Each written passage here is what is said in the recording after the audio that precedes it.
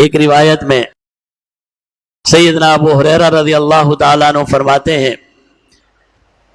کہ اگر جناب نبی کریم صلی اللہ علیہ وسلم نے ارشاد فرمایا کہ اگر ایک انسان نفلی روزہ رکھے، فرض نہیں،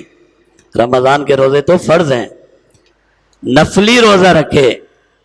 اور نفلی روزہ اللہ کے لیے رکھے اور اسے مکمل کر لے، فرمایا اگر اس انسان کو زمین بھر کر کے بھی دنیا کے خزانے دے دیے جائیں، اس ایک روزے کا بدلہ نہیں بن سکتا یہاں تک کہ وہ اللہ سے ملاقات کر لے۔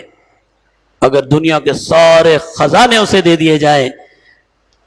پھر بھی ایک روزے کا، نفلی روزے کا برابر نہیں ہو سکتا۔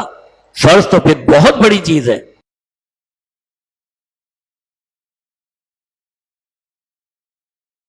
اسی لیے ہمیں اور آپ کو بھی یہ کوشش کرنی چاہیے، ہمیشہ یہ بات اپنے ذہن میں رکھنی چاہیے کہ روزہ وہ عبادت ہے جو اللہ نے اپنی طرف منسوب کی ہے۔ روزہ وہ عبادت ہے،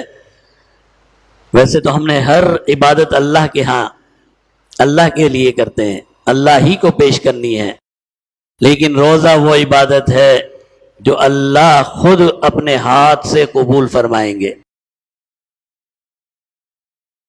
جتنی حفاظت کی کوشش ہمیں روزے کی کرنی چاہیے، حفاظت،